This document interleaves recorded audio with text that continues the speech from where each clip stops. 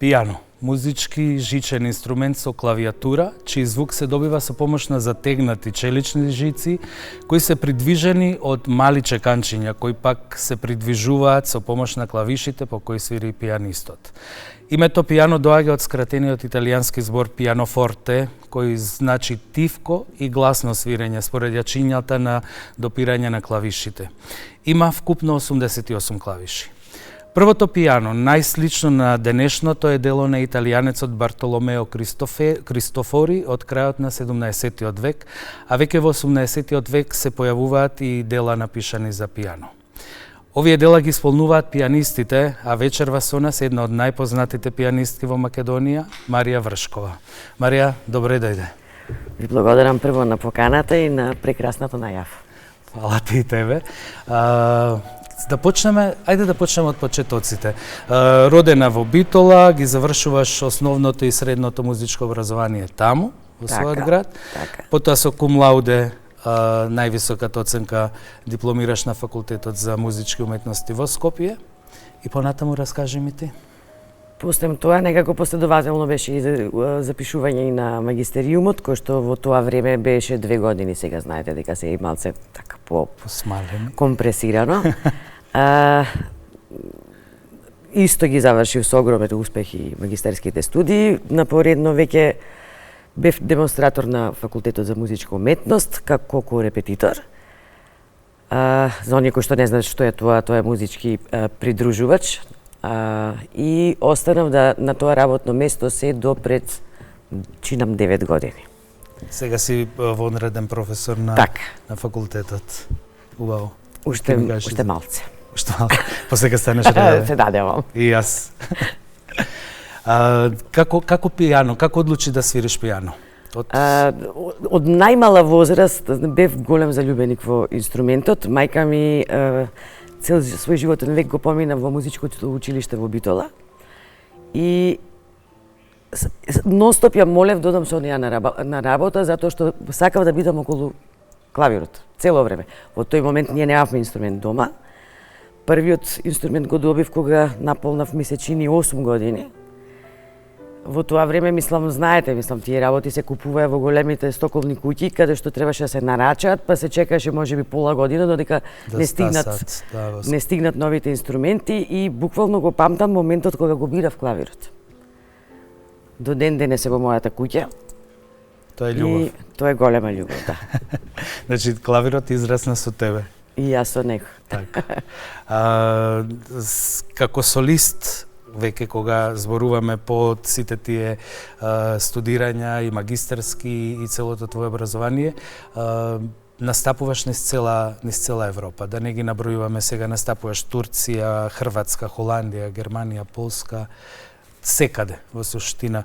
Кажи ми, редовно настапуваш и кај нас на Охридско лето, на сите фестивали што се денови на македонска музика, Златна лира, есенски музички свечености. Кажи ми, кој од сите тие настапи, секој настап ти е убав и ти е битен, ама сигурно имаш некои подраги спомени со некои настапи своји дали во некоја земја или на некој фестивал кај нас? Убаво рече, значи секој настап си е своја приказна и остава еден голем впечаток кај мене. Сепак би ги издвоила можеби моите настапи со Македонската филхармонија. Настапот со Стефан Миленковиќ пред едно 12-13 години.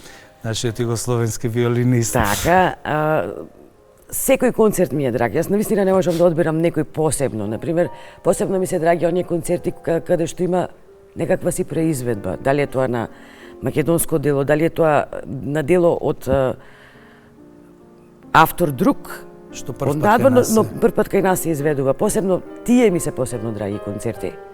Затоа што сепак презентирам нешто ново, нешто свежо, нешто што прв пат ки го се слушна публиката, се слуша, да, во А кажи ми, како те прифаќаат децата? Претпоставам во Битола, кога си била мала, па пијано одземало сигурно многу време, нели? Вежбањето пијано. Па, најнормално детство имав, мислам, ако ме прашуваш во однос на тоа вежбањето и да, мислам, сум била од секој пат ригорозна до кога ме праќани на надпревари, кога требало да се оди во Скопје на некакви си, не знам, семинари, концерти. Многу често доаѓавме и тука во македонска телевизија се правеа многу емисии во тоа време. Нормално дека тогаш многу повеќе се вежбаш и така да ќе дојдат сите ќе ме викаат за да играме. Јас ќе излезам на балкон и ќе речам не извинете, јас вежбам. Вежбам, да. И тоа се знаеше дека одат така работите, мислам, тие беа тие отстапки што мораше да ги правам за да се да биде како што треба. Сега како професор на факултетот, што им препорачуваш на твоите студенти? Многу вежбање. Многу вежбање. Значи нашата работа бара многу трпени пред се. Многу отстапки од она што едноставно другите на поинаков начин го водат во животот. Например, кога се спремаат рецитали, кога се спремаат големите испити, завршните испити. Јас стално викам дека 2 недели пред тоа треба да се стават во условно кажано карантин, затоа што една мала настинка и сето тоа може да пропадне. Така, за еден миг. За еден миг. Многу вежбање и многу честност кон работата која што ја прават. И љубов, самокритичност. И самокритичност, точно. Ама и љубов. Затоа што гледам дека ти си... Значи, кога стигнале веќе на факултет, значи така без љубов имаат. Не може да стигнат таму. Добро. Споменав, знам дека вие пијанистите велите, имате терминологија нели која користите, имате оној прстомет беше? Да. Прстомет. Еден од многу интересните. Прстомет колку може да дофатиш?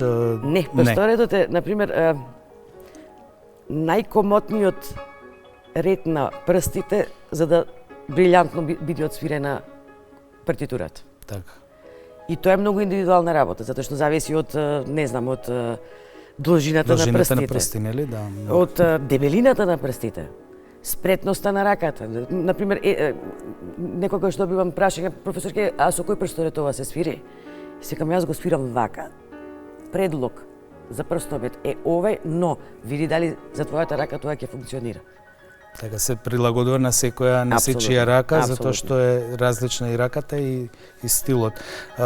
Споменав дека доаѓа од скратениот збор пиано форте, нели, дека имаме пиано или тивки звуци и форте силните звуци при свирење пиано.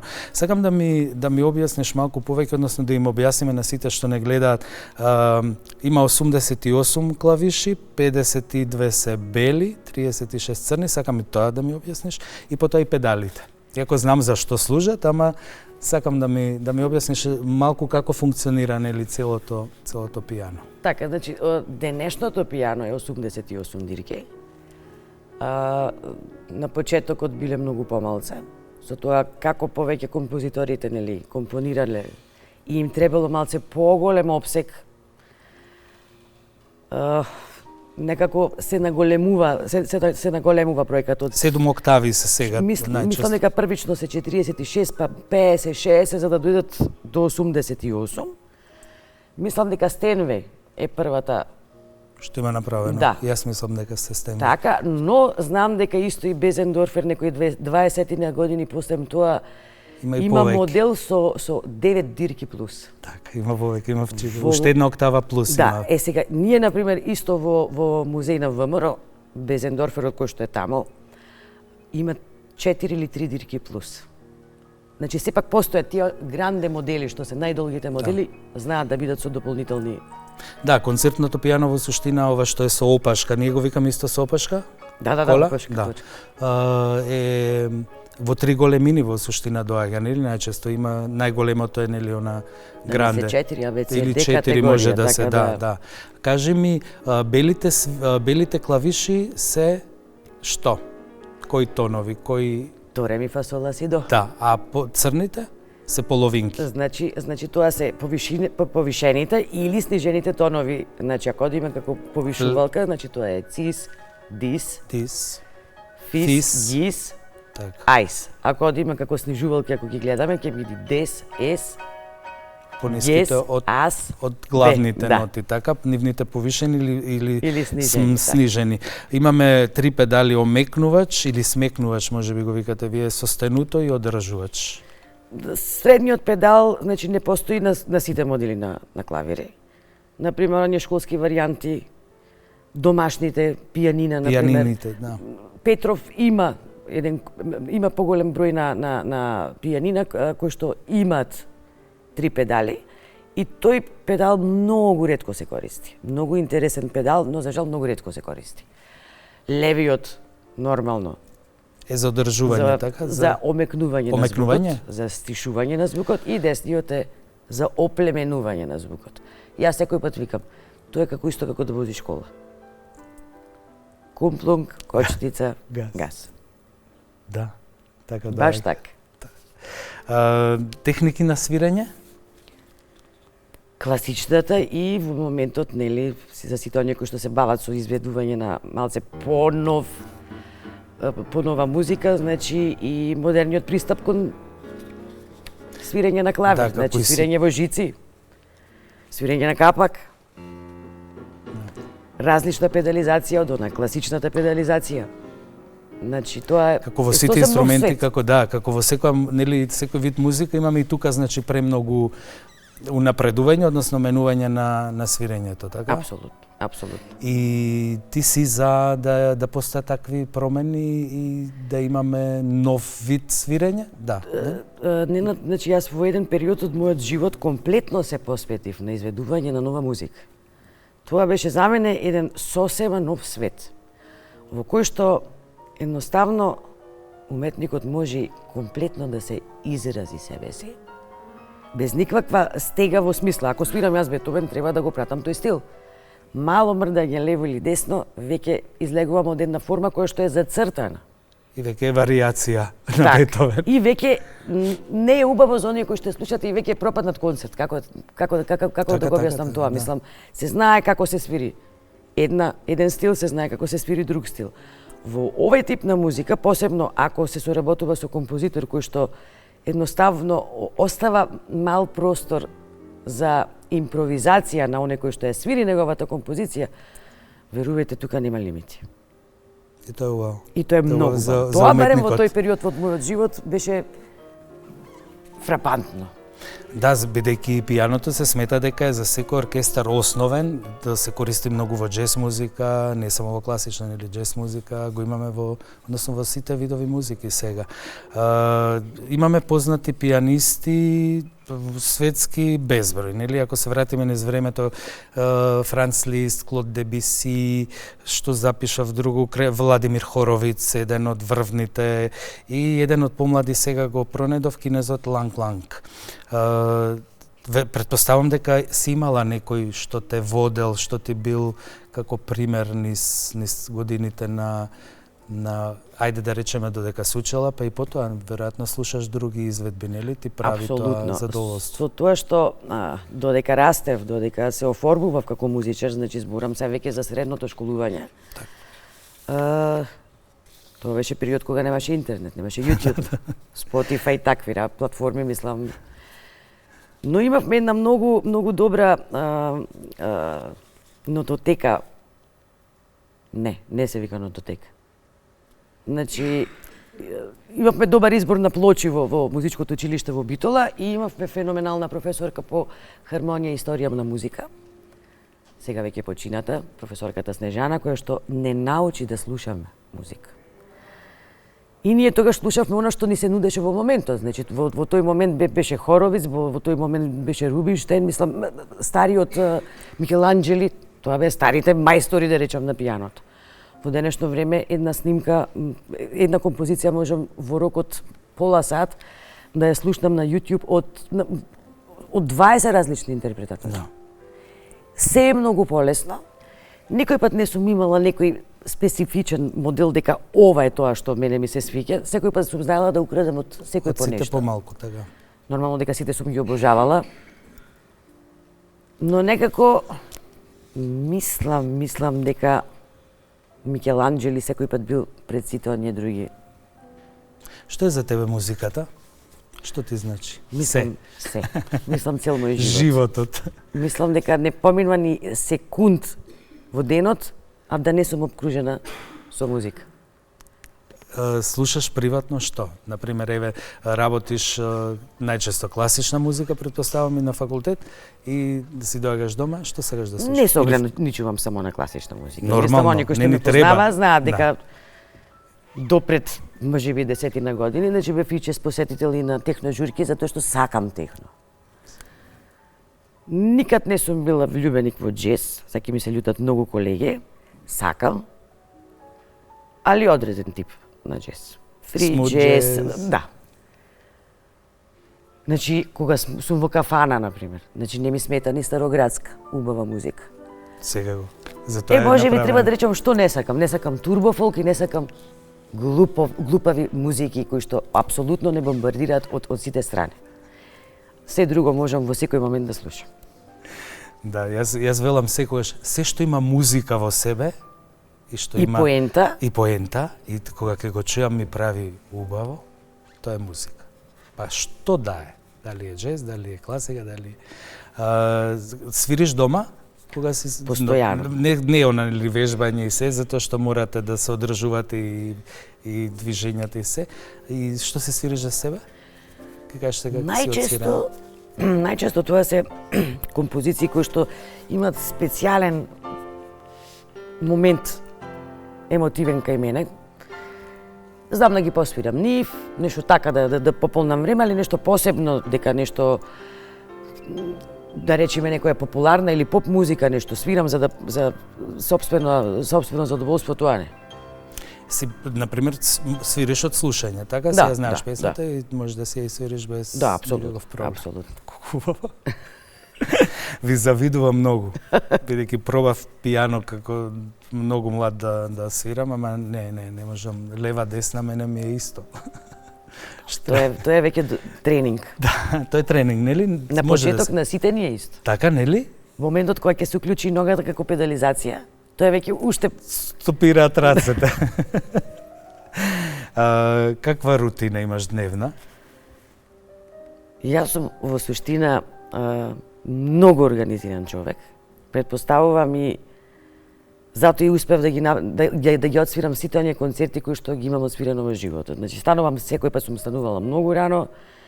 Кога се спремаат концерти, значи тоа е дисциплина, војска систем, се вежба од 9 до 2, нормално со паузи. Да.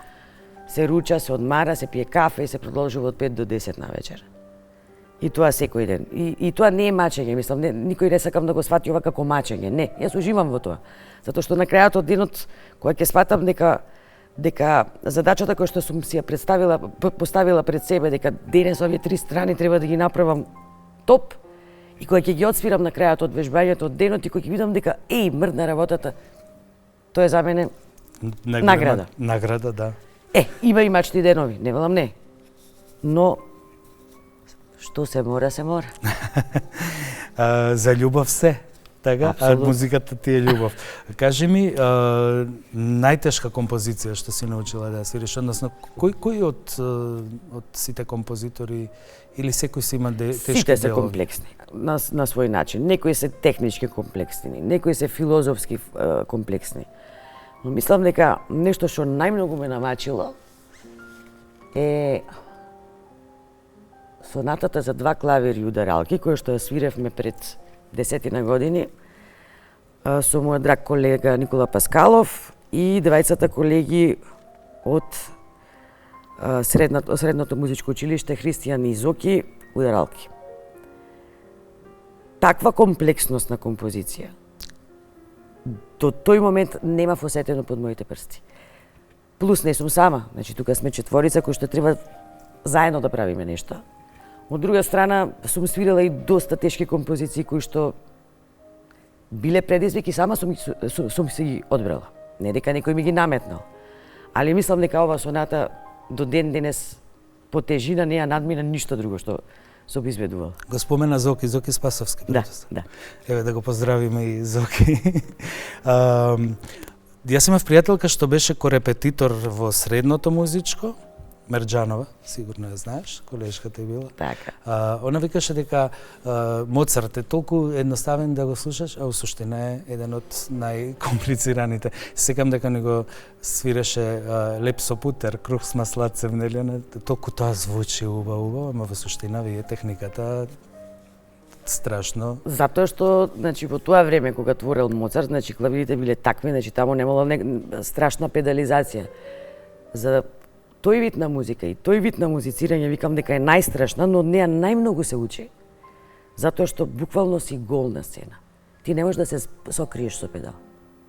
Да. Треба да звучи едноставно, детски, безпрекорно, навежбано и секој фалш се слуша. Буквално секој фалш.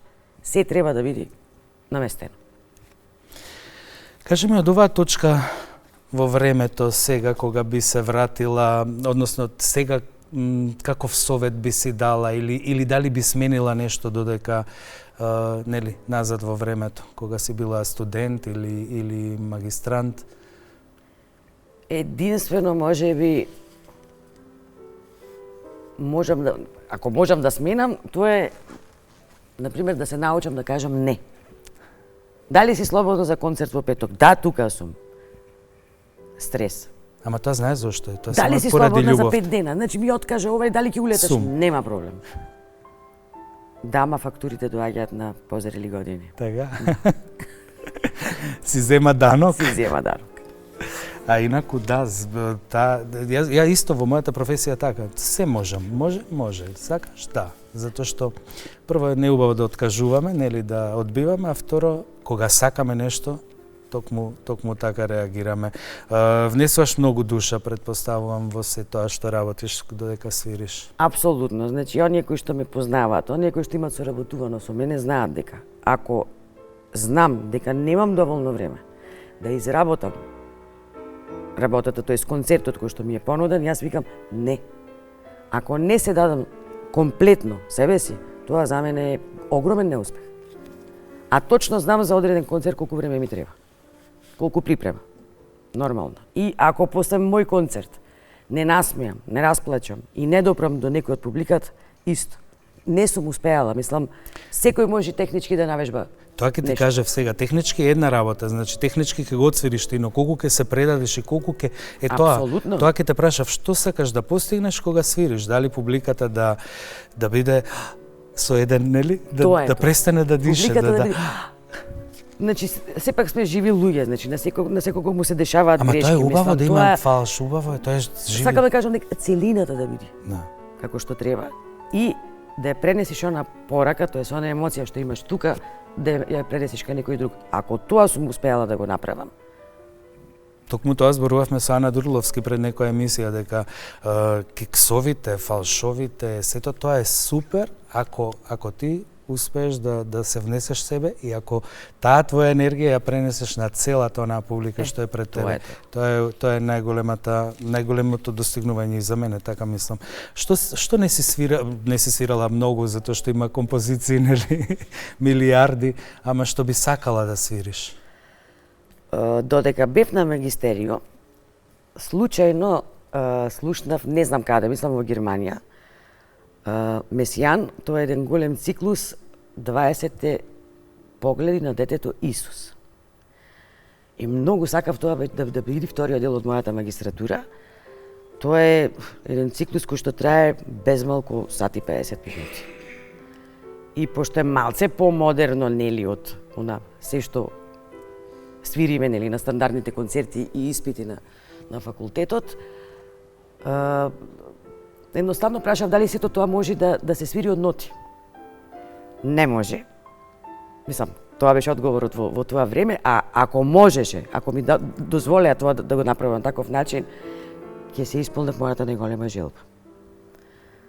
Огромен потфат, но можеби Поратамо ќе го направам, не знам. Да, може би во да не текот викаме на не. да не велиме не за ништо, да.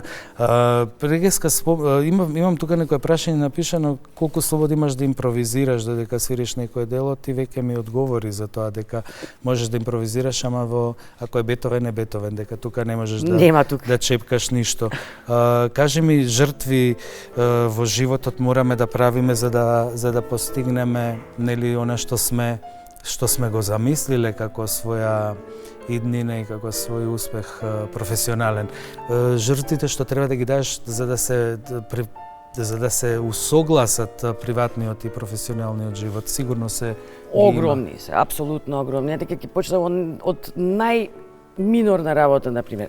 Не е минорна. Едва чекам да дојде летен период кога, например, месец дена знам дека можам да одморам и да прочитам книга. Значи, немам време за тоа, затоа што ако вежбам до 9 навечер, од 5 или до 10, потоа не можеш ни да чита, си мртва. Не. Ние исто тоа викаме, работиме попладни, ги пропуштаме театрите, филмовите, концертите и немаме време за тоа и точно само кога бев дете, например, значи јас многу сакав и спорт. Играв едно време и кошарка во школа. По некое време повредив прст и моите од дома ми забранија нема повеќе кошарка. Сакам кошарка. Сите тие скратувања, мали скратувања, не оставаат траги, нели? Апсолутно. Си компонираш? Не, али имам многу музика во глава која што сигурно може би треба еден ден да се стави на хартија. И би сакала или не ти е некој предизвик? Може би малце за едно 10 години. Нели? Кога ова повеќе нема да работи како што треба, може би ќе се занимавам со тоа нешто друго. Убаво ти е да подучуваш? Да, многу сакам. Многу. Тоа е, мене ми е барем исто убаво и сметам дека една од најбитните работи, ако сакаме да го работиме тоа, можеме. Сакам комуникација со деца, сакам да помагам, сакам да се радувам заедно со нив кога нешто убаво ќе се случи, дали е на час, дали е на сцена. Сакам да ги видам насмеани после концерт кога се задоволни од себе. И тоа некако уште ме исполнува, да. Со солистички концерти. Споменав прегеска, имаш гостувано во многу земји. Имаш ли некоја сцена каде што би сакала да се појавиш, некоја или фестивал или кога ги прочитав прашањата за емисијата и си викам која сцена ја посакувам. Може би како идеја вака дека не знам, во Белинска филхармонија сум свирала со оркестар, не како солист. Концерт Гебау исто така, не како солист, во склоп на оркестар. И наеднаш ми падна една идеја. Значи, со години свирам на Охридско лето и никој пат не сум имала рецитал. Не си имала рецитал на Охридско? Стално сум била или во некаков си состав, или сум свирала соло, али тоа било едно или две дела во склоп на некој поголем концерт. Ете, веројатно тоа. Епа еве, редно време е да од Охридско лето да им текне да те поканат да бидеш. Ете, 20 погледи на детето Исус. На Охридско лето. Ете, двете желби. Преизбедба во Македонија. Да, тоа исто е многу битно. И јас така мислам дека е битно кога ќе се појавиме со една нова, нели, друга димензија, друг момент. Кажи ми за имаш еден концерт кај што се вика концерт за 30 прсти. Сакам за тоа да ми кажеш какво беше искуството. Да, тоа е една многу интересна формација каде што тројца пианисти се на еден клавир. Прво моментот на седење, значи клавирот не е наменен за повеќе од двајца. Тројца веќе е голема гужва. И многу интересно затоа што првите проби се буквално технички проби кој каде, во кој момент треба да тргне рака за другиот да свири. Втората проба е кој кога ќе врти страни. Да не го попречи на другиот. Да. Иначе 30 прсти се оформени пред 7 години. Во тој момент се правеше еден концерт професорите за студентите. И некако јас и моите две колешки кои што работиме на катедрата за корепетиција практика, викаме што ќе свириме, ние имаме 300 концерти за месец дена треба да се свири. И викам, сакате да свириме трите? И ми викаат, кај ќе најдеме такво дело? Викам, имам Рахманинов оригинално дело. Сакате или неќите? Сакам. најдов ноти, склопивме и бевме атракција. Така и почна се. После тоа формацијата се смена и во моментот, значи во 30 прсти сме јас, Весна Ангелова Христов и Петар Макариевски, еве веќе 4-та година. Јас уживам во тоа. Затоа што е многу интересно, затоа што на публиката многу му се допаѓа. И повторно е нешто ново. Ново, да. Еве јас не знаев, искрено. Во светот постојат три ансамбли кои што работат 30 прсти, да. Да. Затоа што за 4 раце знам и концерти и се, и тоа е познато, ама ова со концерт за 30 баш звучи многу Еве на привлечено. наредниот концерт обеќавам Сакам да дека дојдам. Да. Да. Со задоволство. ќе видиш во живо како тоа изгледа. Имам едни прашања што не ти ги покажав. Ова се трик прашање. Не, многу се едноставни. Например, кој ти е најубаво бегство од секојдневието, сум напишал за тебе да прашам. Да садам цвеќиња. Да. Играње со земја за мене е најубавото и најсмирувачкото Ја често нешто. сум со земја. Да, имаш двор? Живееш во куќа или не? Не живеам во куќа, живеам во стан, но сум на високо приземје и немам класична тераса, него имам квази дворче. Добро ти. Мислам, дворче, буквално дворче, 6 метри долго, 90 сантими широко, тоа е Да. мало за да се тунелче, сади. но доволно за многу цвеќиња. Да. Кажи ми, Марија, без што не можеш да живееш? Без љубов и без моите најблиски пријатели. Уау. И што те прави среќна, освен тие? И музиката? Например, убава храна? Убава храна секогаш. Може би не се гледа на мене, но јас многу сакам да јадам. Многу сакам да пробувам храни нови. Не се плашам од ништо такво. Кажи ми, имаме доблести, мани и што сметаш да ти за себе дека ти е доблест, што сметаш дека ти е мана? Мана ми е Мана тоа ти е што да сум не кажеш не. многу сум импулсивна, избувлива и знам да направам Ршум. ршум, Што си во хороскоп? овен. Овен. Но доблест па ми е да знам и да се извинам по одредено време. Али дефинитивно најголемата проблематика кај мене е токму тоа, импулсивноста. Кажи ми, спомна пријателите, што правите со пријателите? Например, што ти е најубаво да правиш со нив? Во слободно време зборуваме, нели? Не е битно дали сме во кафич, во кафана, дали јас сум кај некого од нив дома или тие се кај мене. Дали се јади, дали се мези, не битно. Едноставно нивната енергија ми е битна. Тоа е оно што не Тоа е прави тоа сите што среќни. А што ти пречи кај луѓето? Лажи ги. Значи, сплеткарошки работи, нечесност. Не можам да поднесам. И каснење. Каснење ужасно ме нервира. И мене. Кажи ми, во нашава земја имаме уметност, имаме предобри уметници, имаме навистина предобри уметници. Сега немаме многу финансии, па немаме, да речеме, некои огромни продукции и слично. Што мислиш дека може да се подобри, да ни биде, за да ја искачиме културата и уметноста, да ја искачиме на едно поголемо, повисоко скалило? Не знам колку знаеш, значи во едно не толку далечно време, значи имаше категоризација на уметник. Прва, втора и трета категорија. Значи за да се влезеше во трета категорија, во прва категорија, требаше за себе да имаш, не знам, 7 рецитали, дуо настапи, не знам, настап со филхармонија и влегуваше во таа категорија каде што нормално и хонорарот беше повисок од оние другите. Значи прво, како што почнувавме како млади, ние имавме еден стремеж да стигнеме до таа прва категорија. Значи моравме да направиме еден куп концерти за да стигнеме до втора, па уште еден куп до прва. И таман дојдовме до прва, тоа го снема. И сега сте сите И сега сме сите исто. Тука, например, може и Министерството за култура да направи голема реорганизација во се она што се прави во земјава, затоа што и во културата, впрочем, како и во сите други гранки на ова општество, едноставно почна да проаѓа се.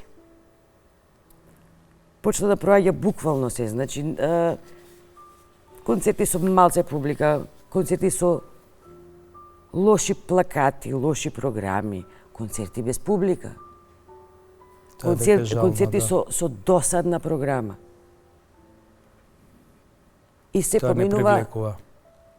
Да, поминува, а не привлекува публика и полека тоне тој дел, нели, од уметноста. Кој е твоја животно мото? Што ти е мисла, водилка во животот? Со честа работа се стига секаде. Сега, приватно, рече многу малку време имаш, гледаш, односно кога спремаш концерт, не имаш слободно време, сакаш да одспиеш. Гледаш ли филмови, имаш ли омилени режисери или филм тип? Во последно време нешто Netflix серии. Како сите, значи. Затоа што претходно имаше неколку филма за пијано кои што беа, не знам дали ти текнува на The Piano филмот, оној австралиски со немата по избор немата девојка и другиот беше пијанист, нели, со Има уште еден само The Legend of 1930, како беше? Мислиш на Новеченто, Да. најубавиот филм, Да. и книга од Алесандро Барико. Така, и филмот е одлично направен. Со што станува на бродот, што не сака да се... Не сакам само научна фантастика, се друго би можела да гледам. На Netflix имаш некоја омилена сега серија што ја гледаш? Не баш некоја за која што онака баш да ја споделам со Ги сите. гледаме за да переме мозок, нели? Да, чисто така. Кажи ми омилено место за одмор, што ти е, планина или море? Море. Море дефинитивно. При крај сме со емисијата, претходно сакам да ти подарам една моја книга. Сакам да ви ја подарувам на сите што сте ми гости. Повели, имаш и посвета.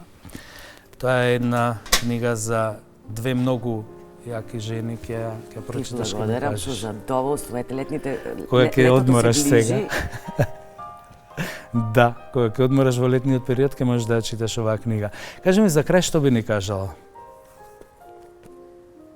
Се што сакаш, што ти лежи на душа, кажи ни. Еве, рековме да те Сакам да има поканат на повеќе Охридско. среќа, повеќе љубов и повеќе здравје во овој свет. И повеќе честност. Повеќе честно. И повеќе насмевки да гледам на лицето на луѓето. Некако почнавме да сретнуваме луѓе по улица што се многу сериозни, замислени, нели? Задлабочени во своите мисли, не гледаат лево десно. А од друга страна има некои што сакаат, што се трудат вака грчевито да искомуницираат со другите и да бидат малку посрекни. Истото јас посакувам. Марија, ти благодарам многу за Благодарам гостувањето. за поканата. Се осеќав многу пријатно, иако во студија ти кажав веќе и претходно дека некако не се осеќам комодно, пошто ова не е мојата работна територија. Но денеска стварно уживав. Баш ми е драго. Баш ми е драго и се надевам ќе се видиме во друга прилика, а секако ќе дојам на концертот. Ви посакувам убава вечер и вам. Се надевам дека уживавте со мене и Марија. Се гледаме и следната недела. Репризите можете да ги гледате секој четврток во 13:30 часот или на мојот YouTube канал. Бидете срекни и насмејани, токму како што рече и Марија.